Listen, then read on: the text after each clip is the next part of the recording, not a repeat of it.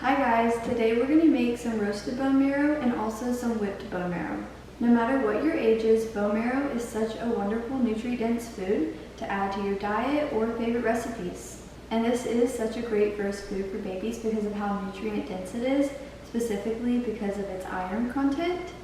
You can give the whipped bone marrow to the babies by itself, or you can use it as butter or another fat. This is a great way to get nutrients into your baby's diet, especially if your little one would prefer to have mashed squash or sweet potato over a piece of meat. This is a great way to get that iron in there by simply just mixing it in to the mashed starchy vegetable.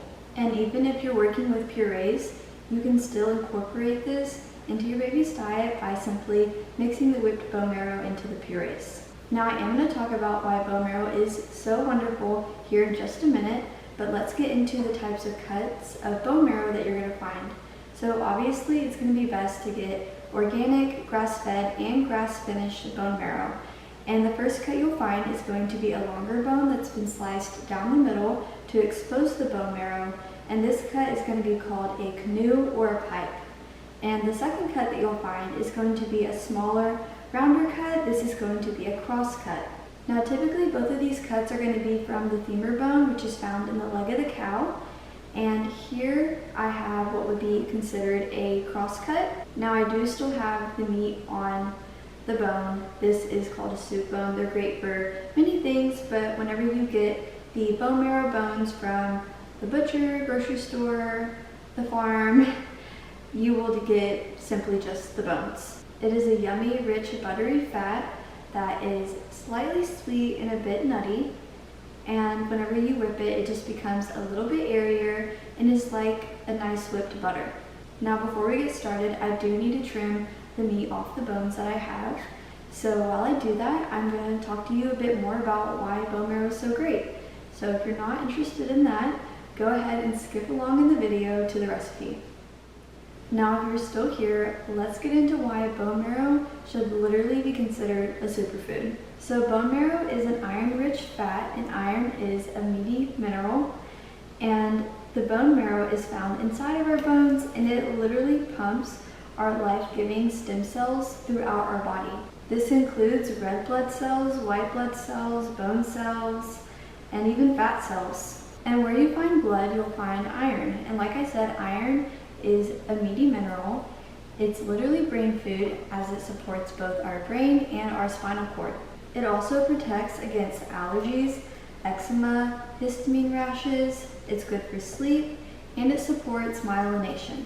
And this meaty mineral iron is so important, especially for babies, because by 6 months they tend to have depleted their iron stores, and proper iron levels impact their development so much, their development in language, emotionally, and their motor skills. Now bone marrow, of course, is a great source of iron, but also cuts of meat including beef, lamb, dark meat of chicken, liver, and shellfish. These all positively support babies' iron levels even when eaten in a small amount, as babies do. Typically, I suggest roasting about 2 to 3 pounds of bone marrow at a time. It just gives you a good yield. Now, I only had about a pound, so that's what I'm using because it's just what I had. And I have the oven set to 450 degrees Fahrenheit or 230 degrees Celsius. Now, since bone marrow is a fat, you do want to roast it at a higher temperature rather than a lower temperature, because a lower temperature is simply going to melt it away rather than roast it. I also want to note that sometimes the question arises of whether or not you should soak your bones before cooking them, and I would say no. Specifically because we're celebrating this unctuous meat butter for how nourishing it is and for its iron content, and like I said earlier, where blood is found, iron is found, so we don't want to soak away any of that blood. Now you can either use a baking sheet or a casserole dish. I'm using a casserole dish, and we're just going to go ahead and get our bones in there. And here I have my bone marrow ready to go. We're going to roast it for about 25 minutes. The bone marrow will begin to kind of bubble up and pull away from the edges, and a good amount of fat should be rendered in the dish.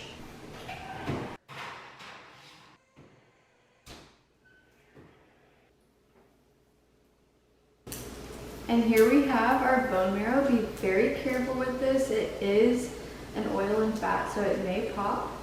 We can see that it started to bubble up and it's pulled away from the bone, like I said, and there is a good amount of fat rendered in the bottom of the pan. Now we'll go ahead and let this cool until it's cool enough to handle. Now if you want to just eat roasted bone marrow, here you go, you're done. But if you want to make whipped bone marrow, we're now going to transfer the bone marrow into the bowl of a stand mixer. We'll just gently scoop out all the bone marrow into the bowl.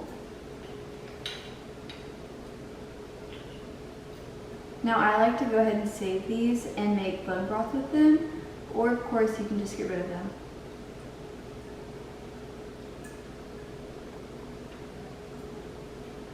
Now we got all of our bone marrow in the bowl along with all the rendered fat that was in the bottom of the pan. We want to pour that in the bowl as well. And now we'll go ahead and set this in the fridge just to allow it to harden a bit. You'll notice it'll turn a little bit opaque and a bit stiffer, kind of like cold butter. It can take anywhere from 30 minutes to an hour. Our bone marrow is somewhat solidified now, so we're going to place it underneath our stand mixer using a whisk attachment, and we'll whisk it on a medium-low speed until it's white and fluffy.